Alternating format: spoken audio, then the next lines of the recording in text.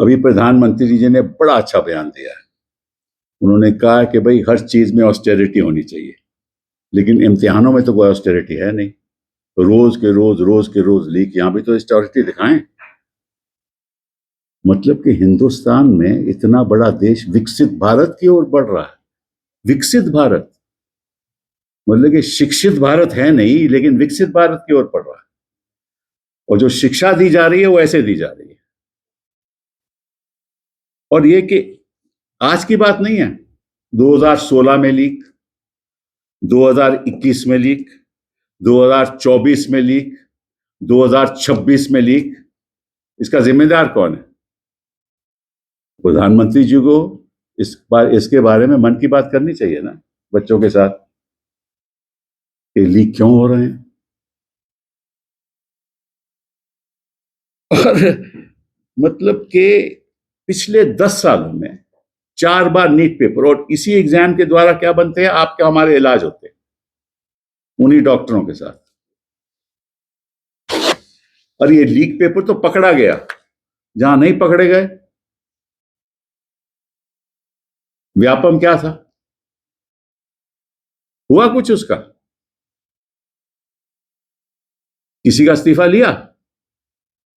अभी ये जिम्मेदारी किसी को सौंप, जिम्मेदारी कहेंगे कि कौन जिम्मेदारी लेगा इसका? शिक्षा मंत्री तो लेंगे नहीं, ठीक है ना? तो कौन लेगा?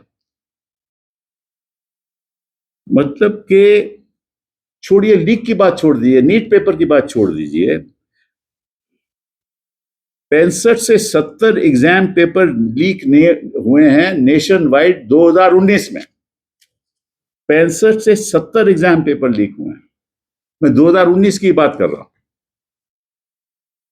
वो बोलता है इसके बारे में, वो चर्चा होती है।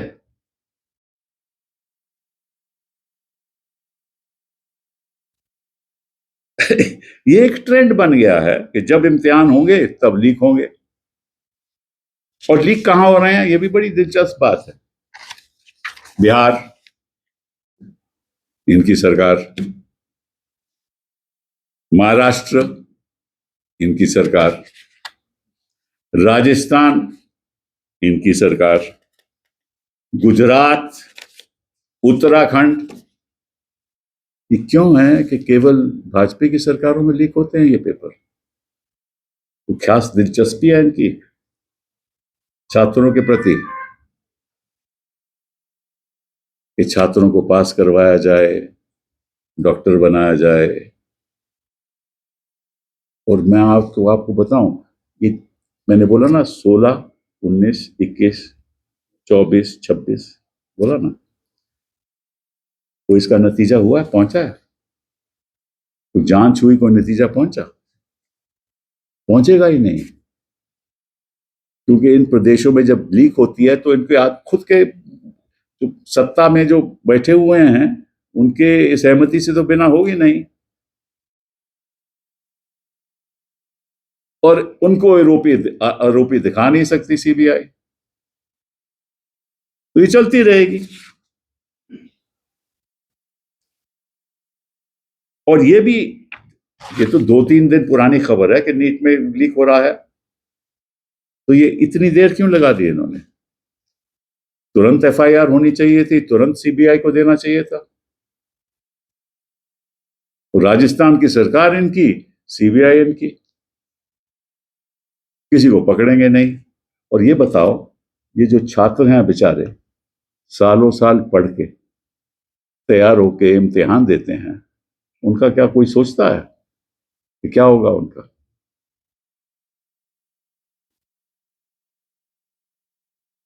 छात्र दोबारा पढ़ाई करेंगे, दोबारा एक इम्तिहान होगा, पैसा लगता है, लोग बाहर से आते हैं, गरीब आदमी के भी बच्चे आते हैं, compete करते हैं, तो उनको दोबारा ये सब करना पड़ेगा। मैं तो मानता हूं कि जो सरकार, जिस सरकार में भी ये हो रहा है, उनको एक पनिशमेंट के तौर पे जो भी सरकार के वहां मंत्री, शिक्षा मंत्री हैं, सबको रिजाइन करना चाहिए। केंद्र में तो खैर कोई रिजाइन करेगा नहीं, तो हम मांग भी नहीं सकते, कोई फायदा नहीं है। मतलब कि अनपढ़ लोग बैठ गए, कुछ मुख्यमंत्री बन गए, तो पेपर तो लीक होंगे ही ना। अब वक्त आ गया है बदलाव का, बदले का नहीं, जैसे प्रधानमंत्री ने कहा, बदलाव का वक्त आ गया है। हमें बदलाव चाहिए। जो इम्तिहान ठीक से नहीं करवा सकता, जो शासन प्रशासन इम्तिहान ठीक से नहीं कर सकता, वो देश कैसे चलाएगा?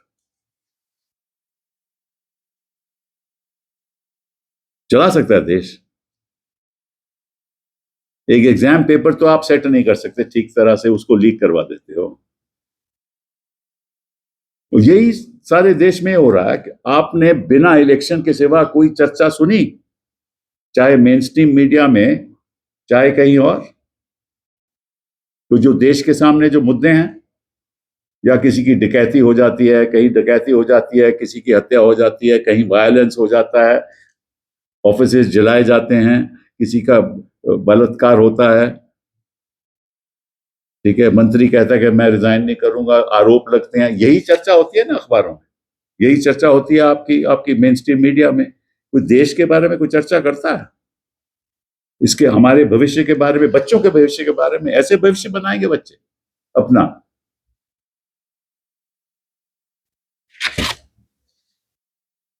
और वो कहते हैं कि इनके जो लिंक्स हैं वो गुजरात में है और महाराष्ट्र में है, क्योंकि हर चीज में अल्टीमेटली लिंक तो गुजरात ही जाता है ना। लीक भी वहां से होता है, लिंक भी वहां जाता है। क्या किया जाए? हमें तो इस बात पे हमें शर्मिंदगी है। लाखों बच्चे बैठते हैं इम्तिहान के लिए, तैयारी करते हैं, और फिर दोबारा उनको पढ़ना पड़ता है। तो यही कहूंगा कि अब पार्लियामेंट में भी चर्चा करना बड़ा मुश्किल है, क्योंकि बिजनेस एडवाइजरी कमेटी इसको मानेगी ही नहीं। प्रधानमंत्री जी गए और जा रहे हैं और गए हुए हैं 5 देशों का, उन्हें बहुत जरूरी काम है, वहां बहुत सी चीजें होनी है और विकसित भारत बनना है। और किसी और ने, मंत्री ने कोई स्टेटमेंट दी? आज तक तो नहीं दी। इतना बड़ा हादसा हो गया, वो हादसा समझते ही नहीं, वो समझते हैं कि रूटीन मैटर है, चलो आज हो जाएगा ठीक, कल ठीक कर देंगे, क्या है उसमें? गलती हो जाती है, we are all human beings ultimately. हम तो, गलती हमसे नहीं होगी किससे होगी फिर? ये भी एक छोटी सी गलती है, ठीक ठाक हो जाएगा वो, बस सब ठीक है। मतलब हिंदुस्तान बड़ी तेजी से आगे बढ़ रहा है, जीडीपी ग्रोथ कितनी ज्यादा है देखो। अब मैं, प्रधानमंत्री जी कहते हैं कि आप लोग अब घर से, यहाँ प्रेस कॉन्फ्रेंस आने की कोई जरूरत नहीं, बाहर से आप हमसे कनेक्ट करके प्रेस कॉन्फ्रेंस कीजिए, बिकॉज पेट्रोल लगता है, पेट्रोल लगता है, देश का नुकसान होता है। आप प्लीज, कोई भी हमारी सी प्रेस कॉन्फ्रेंस हो, दूर से, कनेक्टिविटी से।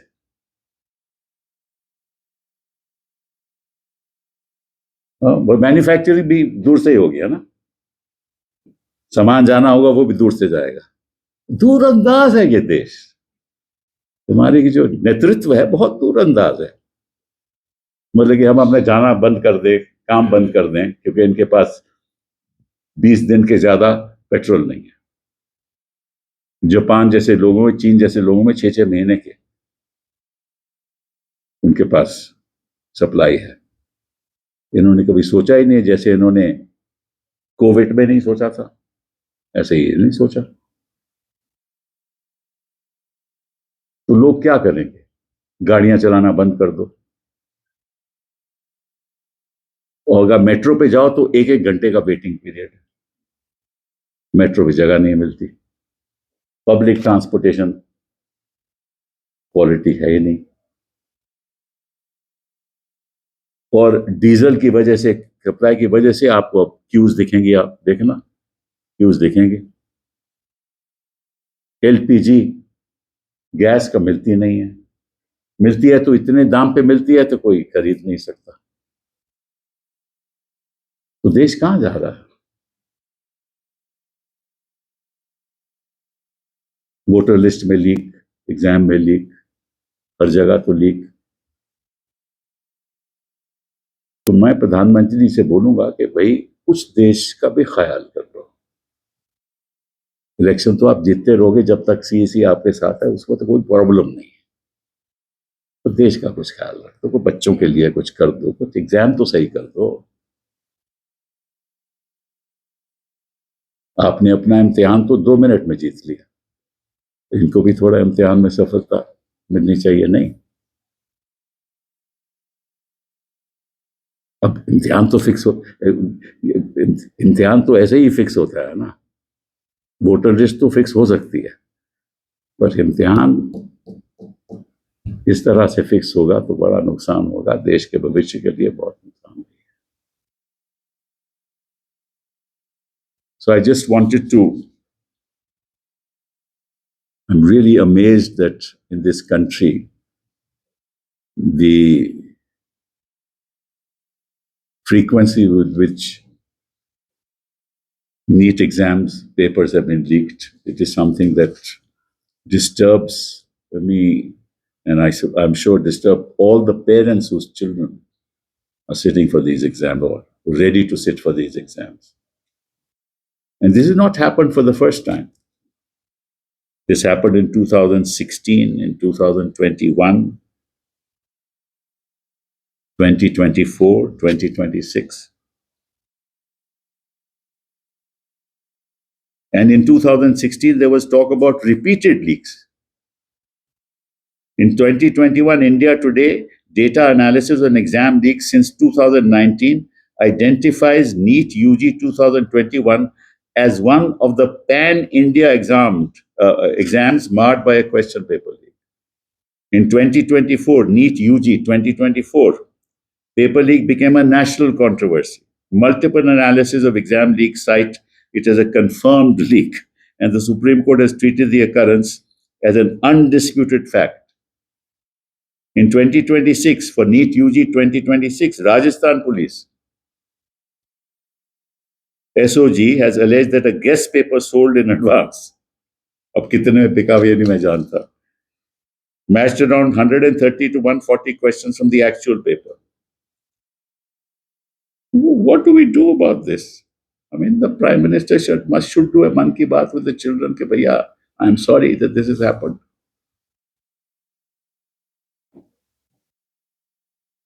4 major leaks in the last 10 years. And some very, very learned people are education ministers who are deeply involved in the Bengal elections also. Very learned. They should give an explanation, make a public statement.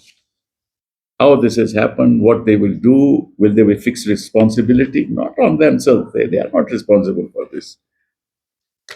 On those who are and should be made responsible. And analysis suggests that about 65 to 70 exam paper leaks nationwide have taken place since 2019. Nationwide, affecting 1.7 crore candidates across 15 to 19 states. 24 lakh plus candidates are affected, as said by the Supreme Court.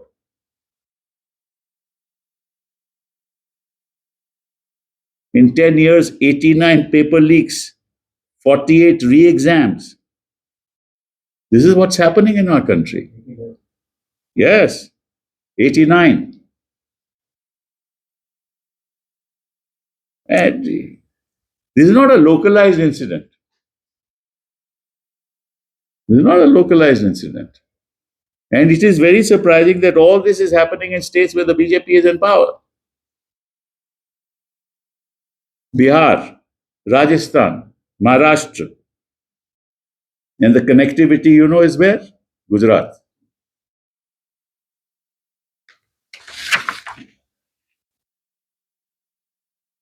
In Maharashtra also, teachers from Latur district questioned over suspected involvement in the leak paper.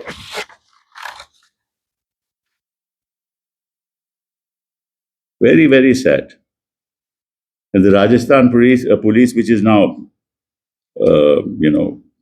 leading this investigation. Now, of course, the BJP, I believe the CBI has taken it over, which is good. But this should have been done immediately because this news is not something that happened now. It happened 3 days ago.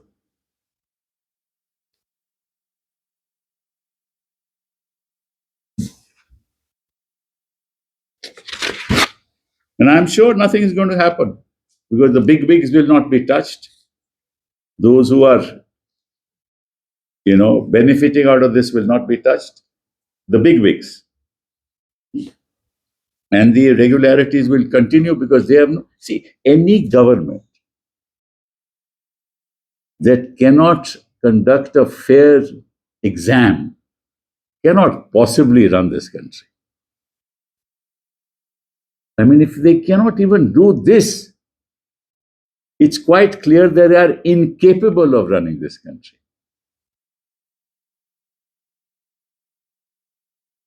And basically, they are not interested because they are focused on only one issue: how to win an election. That's all. Nothing more than that. And the methodology being adopted for either for the purpose of leak or for the one winning elections ultimately is to manipulate the system, to come to an outcome, a result. Some to benefit some children in some case, to benefit the outcome of an election in another. I'm very happy that the Prime Minister has gone because he got some very important visits to make. Right? And very good that he has said that we must have austere measures in this country because there must be some austerity in the leaks also. Why should there be so many leaks? Have some austerity there also. You have one maybe in 10 years, it's okay, but you can't have four of them. And some of them we don't know. I'm not only talking about NEET. There are other exams which are leaked all the time. Uttar Pradesh is a great example of leaks taking place. But who is interested? Nobody in this country.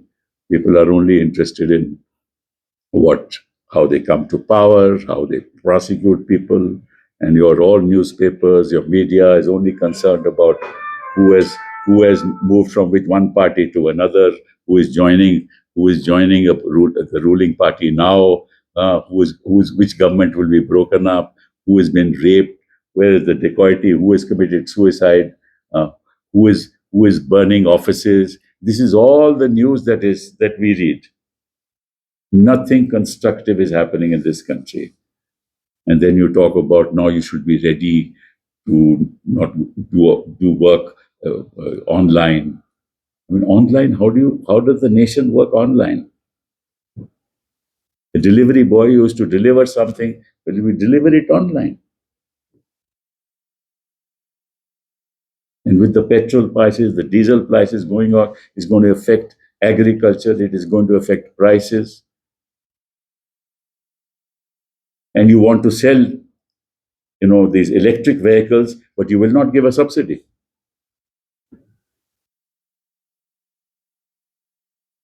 And when you sell electric vehicles, they will need electricity.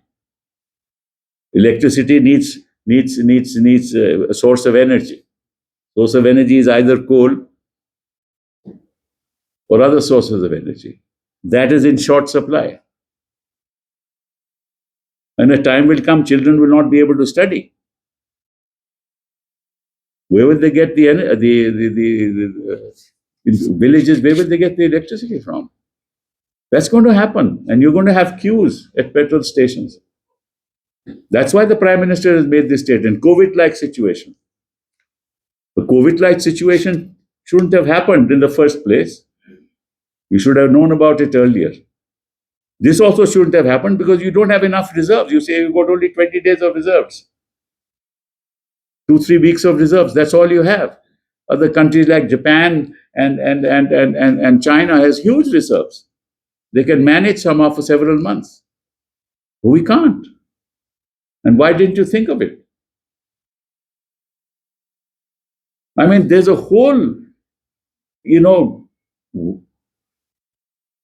tumult going around, global tumult going around. The rest of the world is paralyzed. And you don't have a voice. I don't hear the Prime Minister's voice anywhere, anytime, anywhere. Everything. I mean, the maximum impact of the US Iran conflict is on us. Maximum. Why? Because we have 140 crore people. We don't get urea. It's going to affect our agriculture. It's going to increase. The rupee has gone up over 95. That's what's happened. So they are incapable. They are incapable of running this country for the good of the future of India and for a Viksit Bharat. Thank you. So just one question. So you said that accountability is not fixed after paper leaks. Do you demand that the PM should apologize and the education minister should resign? Why are you asking the impossible from me? Impossible. I mean, it'll just, if I ask such a thing, it'll land into deaf ears. Who's going to listen to us? Nobody listens to us in this country. Because it is not a participative democracy. There's no point even saying that. At least catch the people who are doing it. Even that will not happen because they'll have links with politicians. Sir आपने कहा कि 2019 में 65 से 70 paper leaks हुए और ज्यादातर Bharatiya Janata party के शासित राज्यों में ऐसा हुआ। अब सवाल 2026 की अगर हम करते हैं तो नीट परीक्षा में करीब 22 लाख से ज्यादा बच्चों ने एग्जाम के लिए प्रिपरेशन करेक्ट और उनके मुस्तकबिल पे कुठाराघात है। तो क्या जवाबदेही होनी चाहिए और कैसी जांच की मांग करते हैं आप? किस तरीके की जांच? नहीं, जांच पहले एक तो निष्पक्ष तरीके से जांच होनी चाहिए, वो होगी नहीं। क्योंकि जिस वजह से पेपर लीक हुआ है उसमें कोई फाइनेंशियल इंटरेस्ट होगा, कुछ खास बच्चों का इंटरेस्ट होगा, यही होगा ना। उसमें पैसे की लेन देन होगा, उसमें कोई लोग इन्वॉल्व होंगे, वो जुड़े होंगे कुछ और लोगों के साथ, तो वो जांच तो होगी ही नहीं।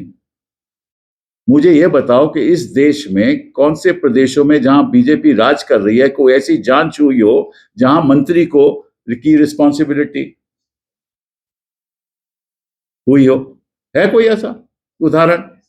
तो क्या होगा? कुछ नहीं होगा।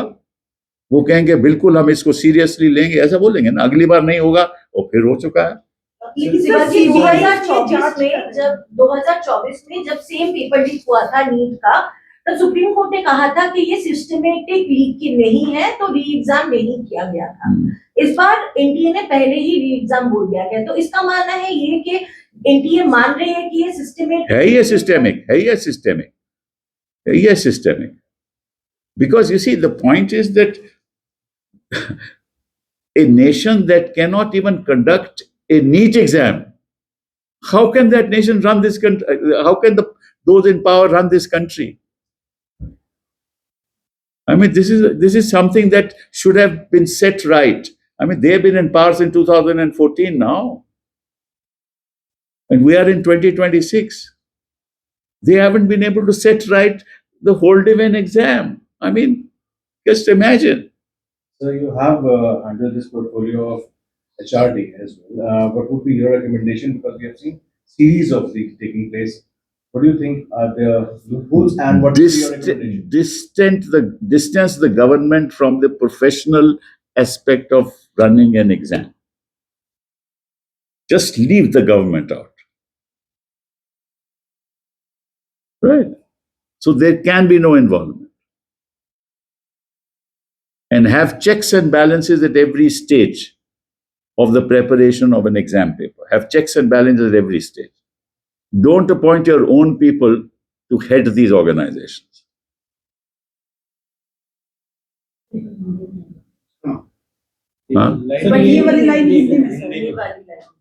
सर, एक एचआरडी मिनिस्टर थे आप सर, तो आपका क्या सजेशन रहेगा ऐसे सिचुएशंस को मैं आप सरकार और ये एग्जाम प्रोसेस से अलग कर दीजिए, बिल्कुल अलग करिए, वो इसमें तालमेल नहीं होना चाहिए। और जो वहां जो आप जिसकी नियुक्ति करते हो वो आपसे उसका कोई लेन देन नहीं होना चाहिए। एक प्रोफेशनली रन ऑर्गेनाइजेशन होनी चाहिए। बाकी देशों में तो होता है ना, ऐसा यहां भी होना चाहिए, तभी होगा कुछ। आप अपने लोग वहां लगाते हैं, कोई प्रोफेशनलिज्म है नहीं, लोगों के इंटरेस्ट हैं, जांच होगी नहीं, रिस्पॉन्सिबिलिटी फिक्स नहीं की जाएगी, तो फिर यही नतीजा होगा। मतलब ये बच्चों के विवेश की लाखों की तादाद में बच्चे अपेयर होते हैं, कहां जाएंगे वो बच्चे? और कोई दोबारा बैठ भी नहीं पाएगा। मैं भी आपको बता दूं कि बच्चे जो बैठना चाहते थे वो बैठ नहीं पाएंगे, गरीब लोगों के बच्चे, तो उसके कौन जिम्मेदार है? और ये तो खैर नीट की बात है, इम्तिहान तो रोज लीक होते हैं। इसका मतलब है कहीं जो मंशा है लोगों की जो सत्ता में बैठे हुए हैं, उनकी मंशा ही ऐसी है। तो ये सारी चीज प्रोफेशनलिज्म के साथ होनी चाहिए। वही प्रॉब्लम आज इलेक्शन कमीशन ऑफ इंडिया का है, कोई प्रोफेशनलिज्म है नहीं, आप अपने लोग वहां बैठा देते हो, वो धांधलेबाजी होती है। ये सिस्टम, इस सिस्टेमिक मलेस है, एक सिस्टेमिक बीमारी है, इसका ये एक कैंसर है। इस कैंसर को दूर करना है, उसके लिए एक सर्जरी चाहिए, जरूरी है वो सर्जरी, वो भी प्रोफेशनल लोगों के हाथ में होना चाहिए। सर सीबीआई इसकी जांच कर रही है, क्या आपको भरोसा नहीं है कि सीबीआई के ऊपर? नहीं, मुझे देखिए, मैं कैसे कह सकता हूं कि मुझे संस्थाओं पे भरोसा नहीं है। नतीजे तो हम देख ही रहे हैं, तो आप ही जज कर लीजिए कि भरोसा होना चाहिए कि नहीं। But the austerity measure by the Prime Minister back to back has been speaking about the measures should be taken by all. नहीं, what measure? First of all, they should stop these gala events that they do. ये मतलब कि पहले तो मंत्रियों को ये कहना चाहिए कि जो 20-20, 30-30 गाड़ियां इनके साथ चलती हैं, पहले तो उनको बंद कर। हम तो मंत्री थे ना, हमने ऐसा तो कोई गाड़ी नहीं चलती थी, कोई नहीं चलती, हमने तो कभी सोचा भी नहीं। पहले ये गाड़ियां बंद करें, फिर ये जो इलेक्शन से पहले जो ये रैली कर रहे हैं, रोड शो कर रहे हैं, इनको मालूम है ना कि भाई किल्लत है, तेल की किल्लत है, इनको मालूम है ना। ये तो कई महीनों से इनको मालूम है, हमें मालूम है, मैं कई बार इसकी चर्चा कर चुका हूं, अपनी प्रेस कॉन्फ्रेंस में कर चुका हूं, इनको मालूम है ना, तो फिर ये रोड शो क्यों कर रहे हैं? क्योंकि इलेक्शन होना है तो रोड शो तो करना ही करना है। देश चलिए बाद में देखी जाएगी, फिर बोल देंगे कि आप ऑस्टेरिटी करो। ये अब खुद तो ऑस्टेरिटी करेंगे नहीं, कौन ऑस्टेरिटी करता है देश में? और मैं कहता हूं ये छोड़ो, केंद्र में तो छोड़ो, केंद्र में जो हो रहा है, राज्य सरकारों में जाओ, एमएलए के पास ऐसी सिक्योरिटीज है, वो घूमते रहते हैं, सायरन साथ में बजता रहता है, बत्ती भी बजती देखते रहते हैं हम, ट्राई कलर्ड है वो तो आजकल। हाँ, क्या मतलब क्या है? किसी और देश में देखा है? नॉर्डिक कंट्रीज में वो बस में जाते हैं। हेग में जो कोर्ट के जजेस हैं, इंटरनेशनल कोर्ट, वो साइकिल पे जाते हैं कोर्ट, साइकिल पे, उनको गाड़ी भी नहीं मिलती। तो अगर वाकई में आप संजीदा हो और आप सीरियसली इसको लेना चाहते हो, तो इस देश की राजनीति में सर्जरी की जरूरत। Thank you. Thank you sir.